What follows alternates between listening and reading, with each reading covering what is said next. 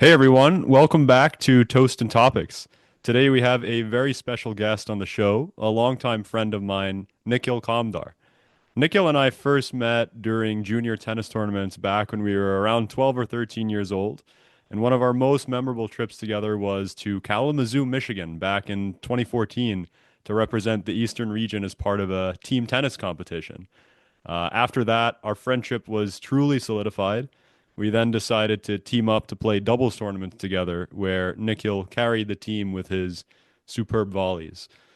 Nikhil's also equally impressive off the court. He graduated in 2023 from Vanderbilt University with dual degrees in math and chemistry. And he's currently a first year medical student at George Washington University. He just returned from a medical service trip to Uganda, where he was on the ground working with nonprofits that provide healthcare services to locals. And so we want to focus this episode learning more about his observations on the ground in Uganda, understanding some of the key challenges of healthcare administration in developing countries, as well as building off of our prior episode by talking about the impact of foreign aid in these parts of the world. So we have a lot to get through here. But firstly, Nikhil, welcome to the show, and thanks a lot for being here. Yeah, thank you guys for having me. Yeah, it's great to have you on, Nikhil. And if you all have listened to prior interviews with mutual friends of ours, you'll know that we always like to break the ice with a light starter question. So, Nikhil, I'm curious, what was it like being a doubles partner with Sachin, and do you have any, funny stories of him as a teenager? Yeah, well, I know Sachin gave me a lot of credit for carrying our doubles team, but that's also because I never was able to beat him in singles. So I tried many times. I think one of the funny stories I have of Sachin, though, is when we first started playing, or when I first met him, it was actually at that tournament in Michigan, and everyone was getting ready to leave. We would always go out each night of like the tournament. But Sachin kept us there for so long with these long three-set matches that would go 3 hours long. Our whole like section, all like 20 people were always Yeah. watching him. Like, what is he? Is he still playing? And everyone was kind of like, unfortunately, yes, and we have to stay here and watch him. Not unfortunately, we all loved watching you, Sachin. Wow.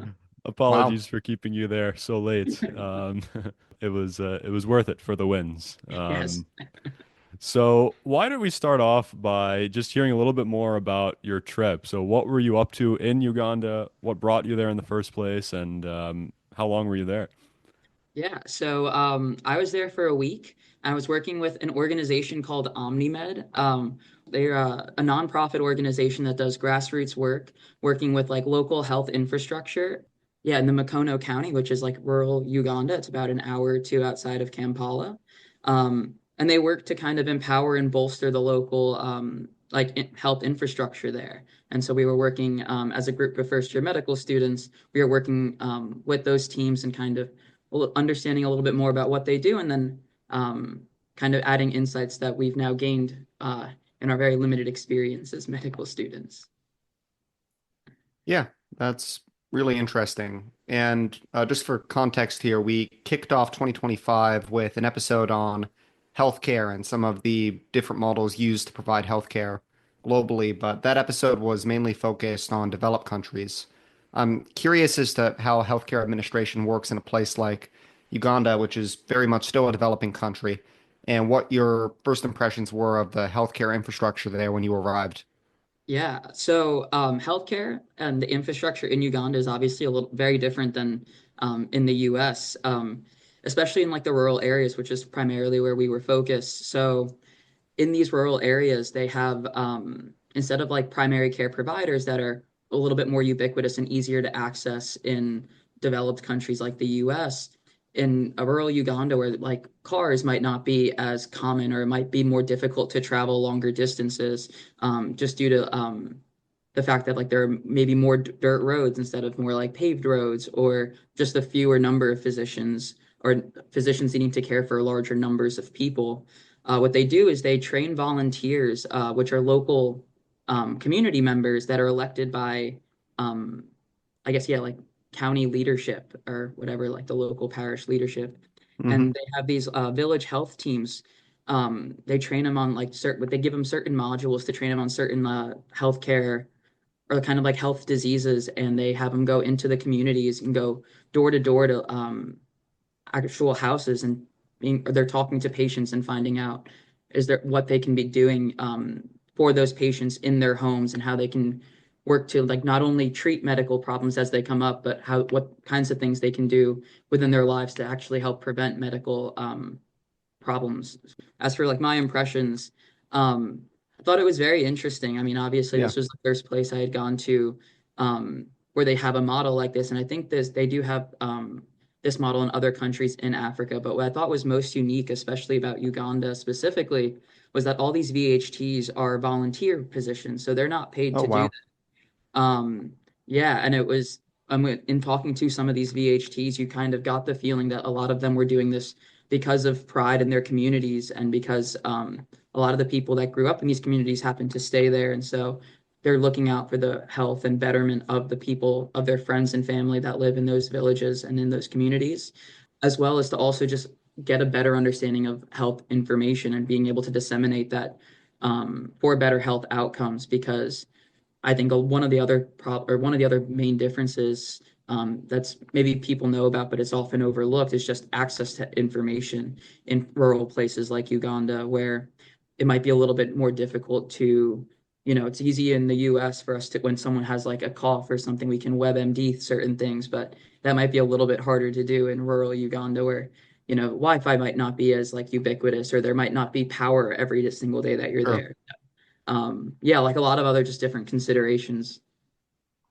The US actually spends upwards of $15,000 per capita on healthcare, and that's almost 20% of our GDP. And I read that Uganda, by comparison, spends only $40 per capita, according to the World Bank. So, do you have a sense of what health outcomes are like in Uganda and how that compares to other parts of the world? And I think you alluded to this in the previous question, but what are some of the biggest challenges that healthcare providers face on the ground there? Yeah, so I can speak primarily or more so to like what happens in rural Uganda just because that's happened to be where I was.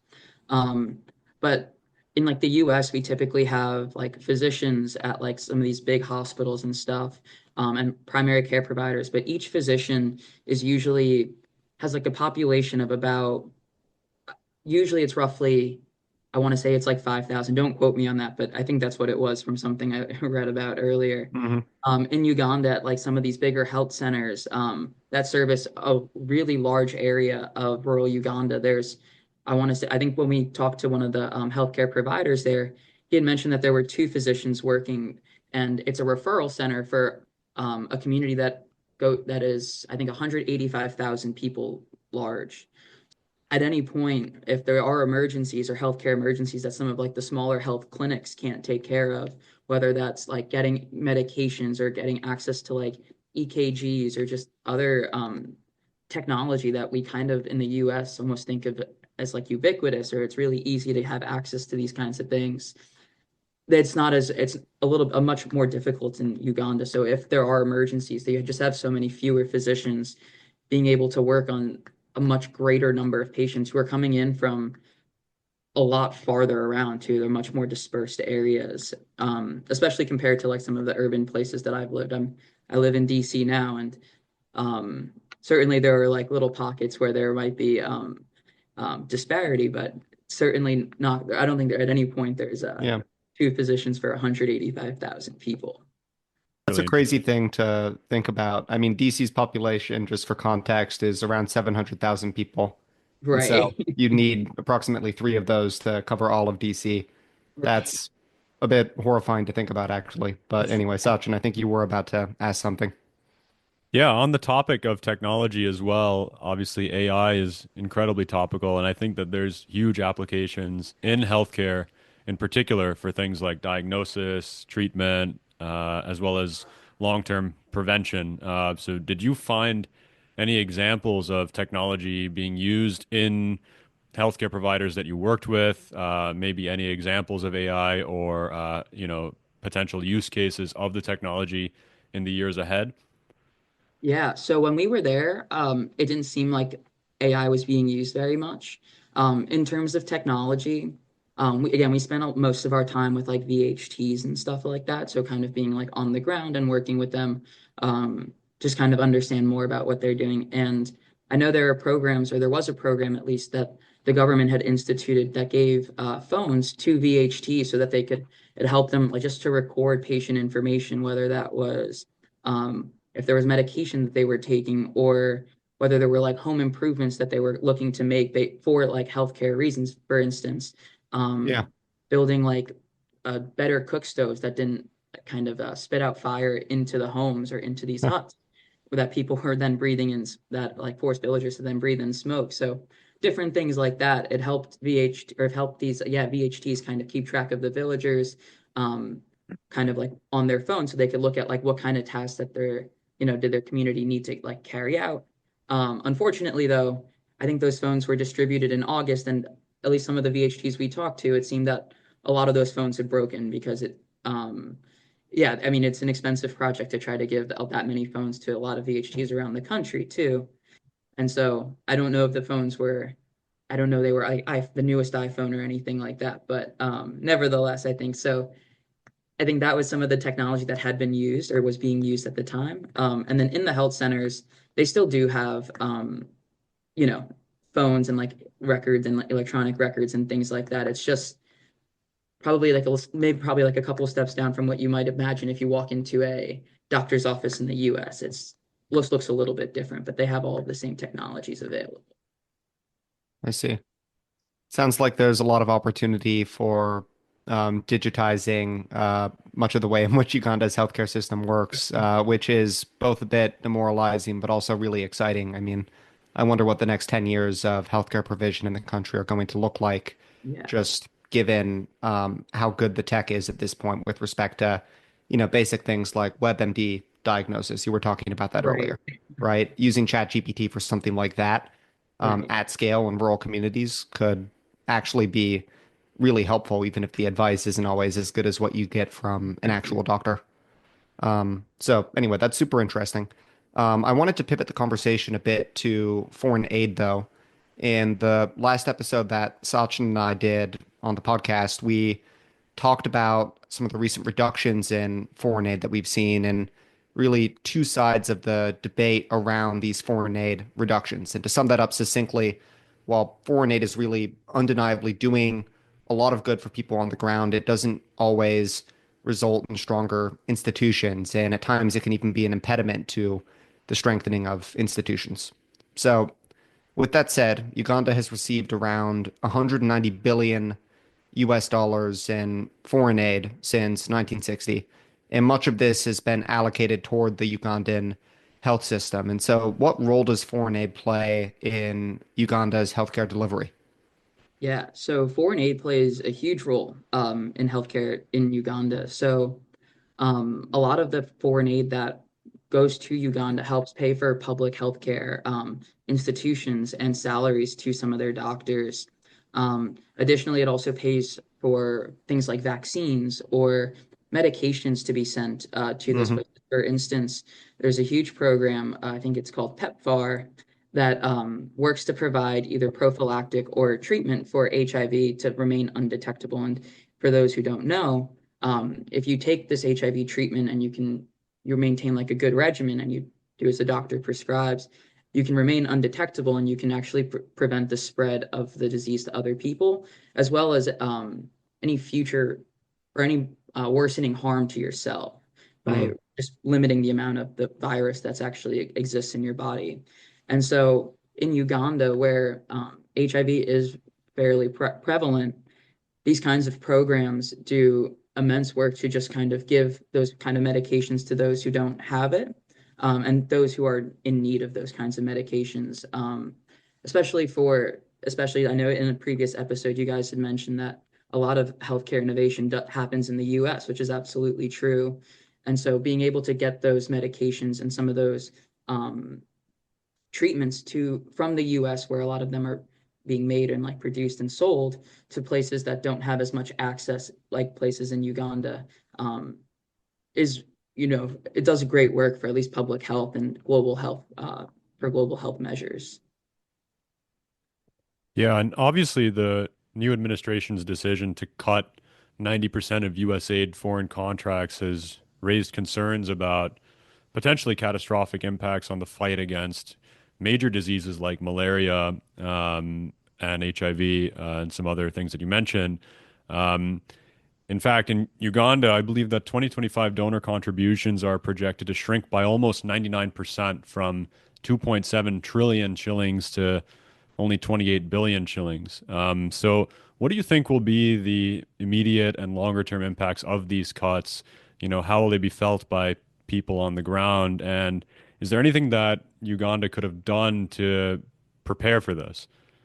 Yeah. So, to answer the first part, like what are like short-term and long-term consequences? So, just from the HIV program alone, cutting PEPFAR to like and that aid to Uganda, I don't remember where this came from, so don't quote me on this, but I did Yeah. hear a stat from one of the physicians that was in Uganda saying that um, without PEPFAR and without like some of that US aid, there will probably be 1.6 million deaths just from HIV in the next year, just because without medication, the virus will spread more and it will continue to like ravage a lot of parts of Uganda. And Yeah. all of these kinds of health measures are significantly worse in rural communities just because access and the time to treatment is sometimes a little bit harder and information spreads a little bit.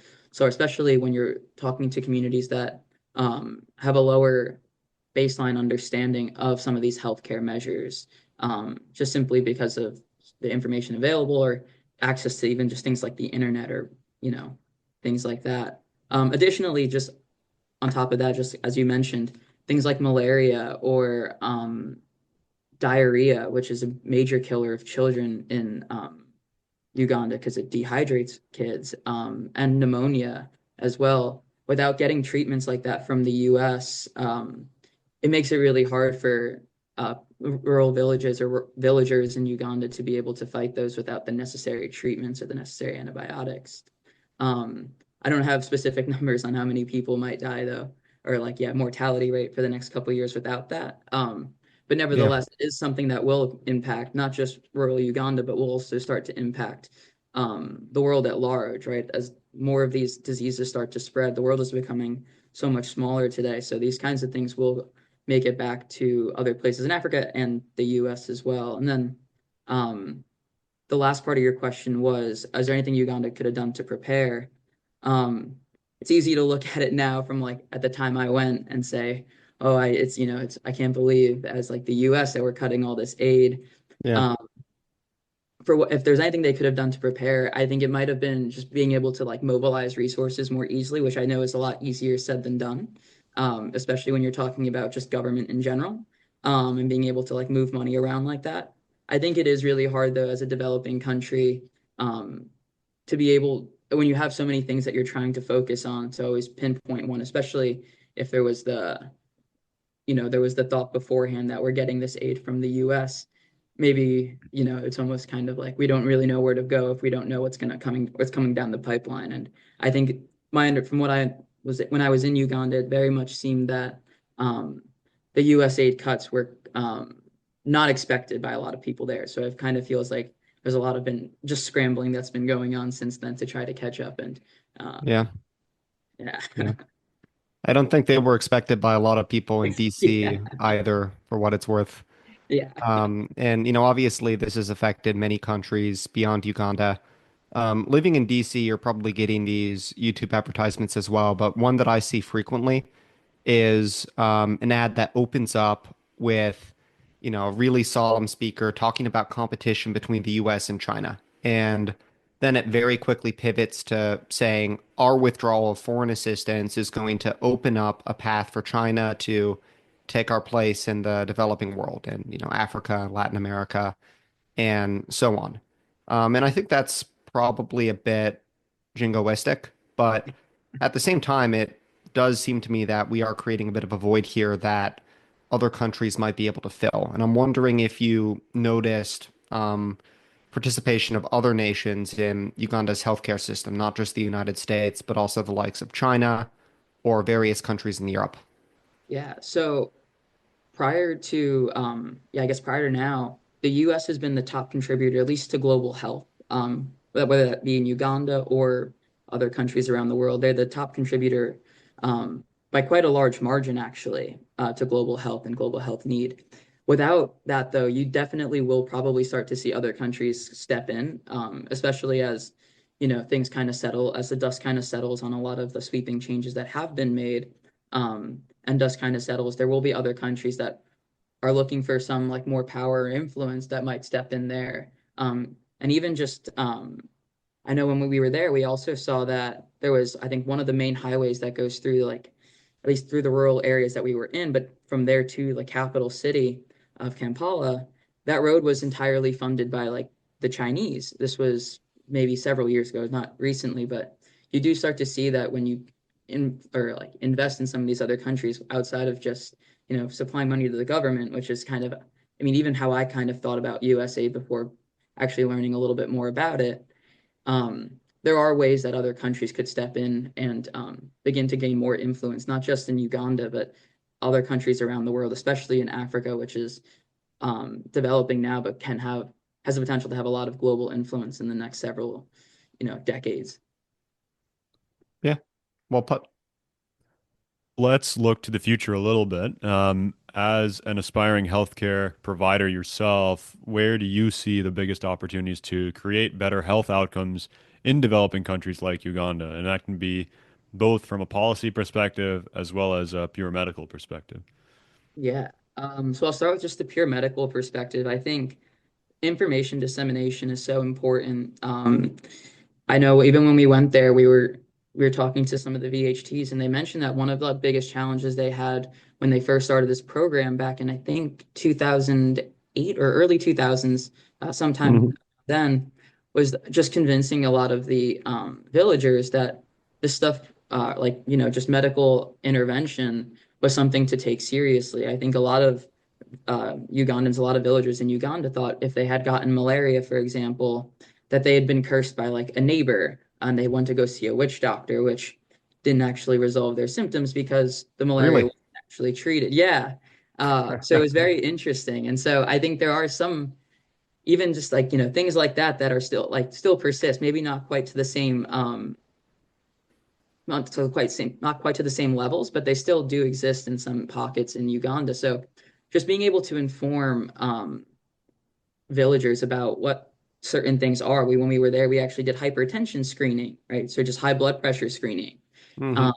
and it feels like that's very much talked about, and it's like something that a lot of people in the US pay attention to, but in Uganda, that was not something that was on a lot of people's minds. But hypertension is very much a silent killer. It can wreak a lot of havoc on your vessels and on your body if not noticed in time or if there's nothing that's done. But you also don't know, you might not notice it for years. And there's so many people in the population that have it. I think I read a stat that said, I think it was 80 or 90%, or maybe it was 70 to 90%, something in that range of people at some point in their life will have high blood pressure, and like long-term high Wow. blood pressure. And so, which is really, really dangerous. And it's a bit of a scary fact to see, but even just Yeah. educate villagers that this is something that you need to look out for and something that you will need to go, you need medication for, or it's something you need to get treated in a, at a health center is just really important just for them to be able to plan for themselves.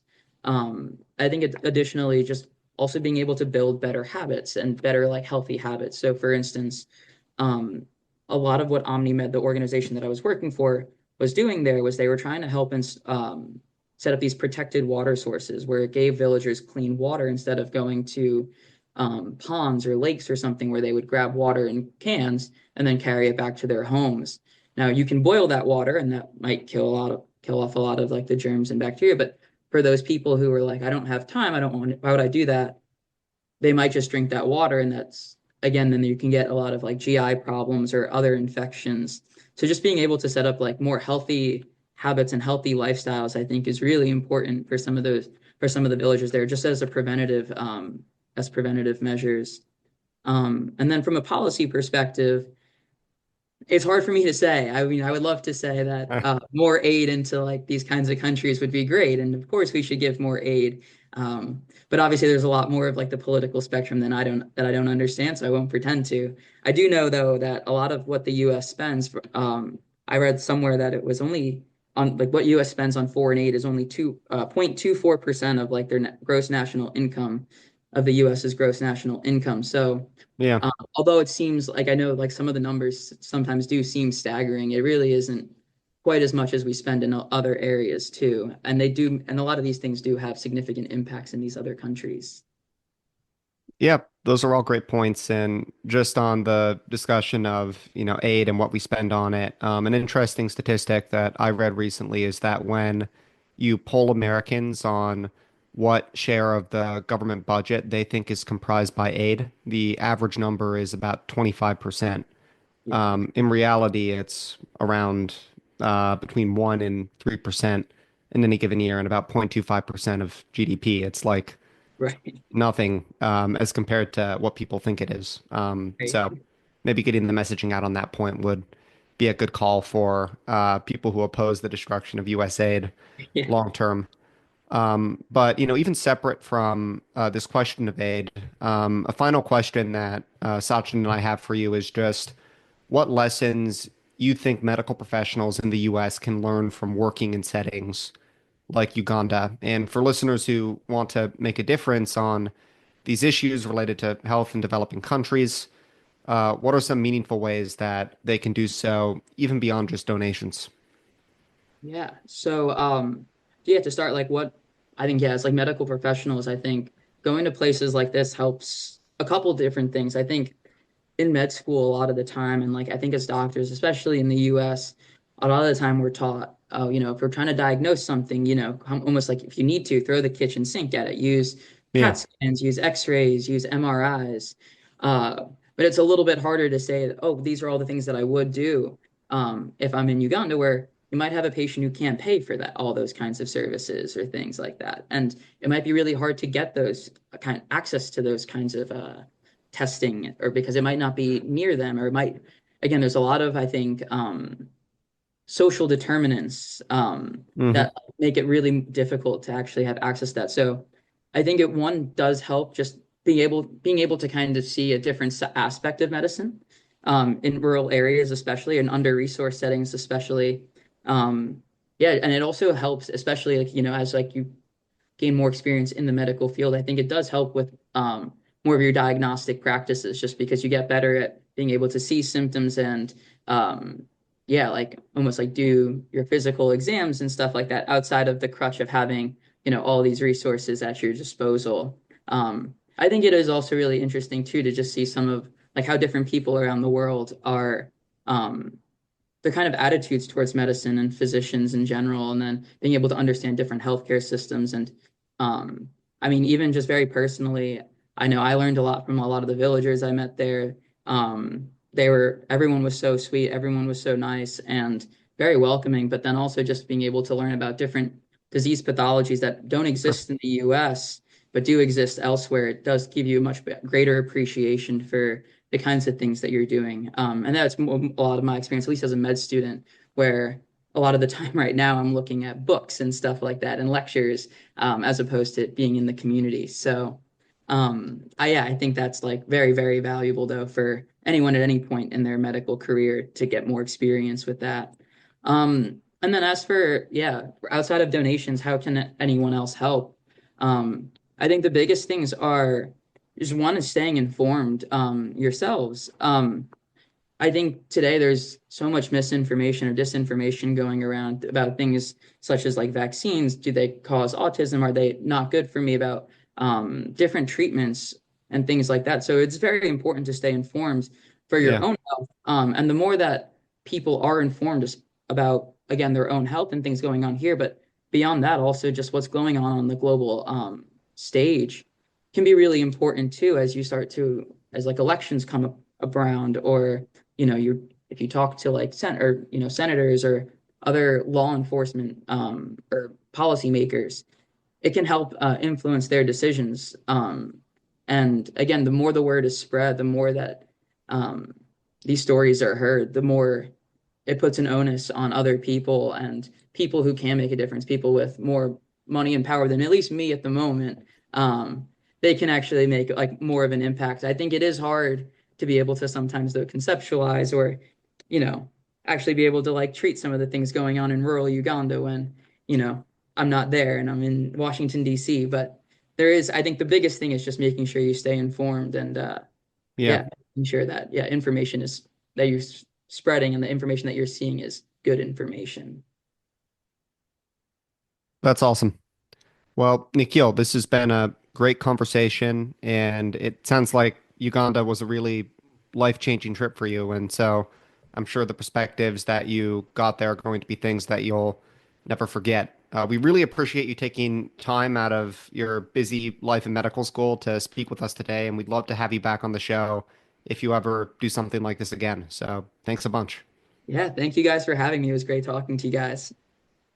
Thanks everyone for joining us today. In our next episode, we will do another interview, but this time with a Toast and Topics insider. I will be chatting one-on-one with my wonderful co-host Ben, and I'll interview him on a new book that he's written, along with Professor Steve Brooks of Dartmouth College, called Command of Commerce, which focuses on the impacts of a trade decoupling between the US and China and some of the potential ramifications for each country. So it'll be another really interesting conversation, one that I'm very much looking forward to, and we look forward to seeing you then.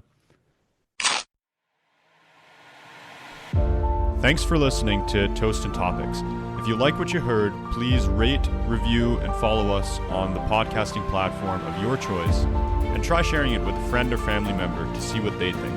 We'll catch you next time.